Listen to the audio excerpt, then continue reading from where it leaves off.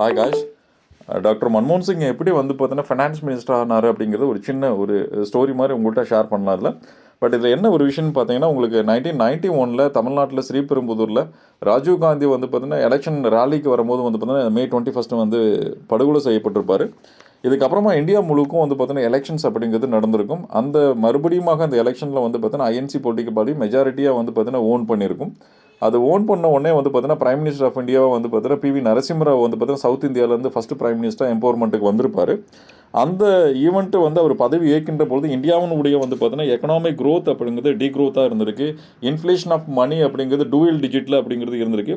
Foreign எக்ஸ்சேஞ்சினுடைய ரிசர்வுக்கு வந்து பார்த்தீங்கன்னா மிகப்பெரிய வந்து பார்த்தீங்கன்னா டீக்ரோத்தும் அண்ட் டிமாண்ட் அப்படிங்கிறது அளவிட்டு இருந்த காரணத்தினால அந்த சமயத்தில் வந்து பார்த்தீங்கன்னா பிவி நரசிம்மராவ் அவருடைய அசிஸ்டன்ட் கிட்ட ஒரு நல்ல எக்கனாமிக்ஸ்ட்டாக வந்து பார்த்தீங்கன்னா இந்தியாவுக்கு ஒரு வந்து ஃபினான்ஸ் மினிஸ்டர் ஆஃப் இந்தியாவை நம்ம அப்பாயின்மெண்ட் பண்ணணும் அப்படின்ட்டு அவங்ககிட்ட கேட்டிருக்காங்க. ஆக்சுவலாக வந்துட்டு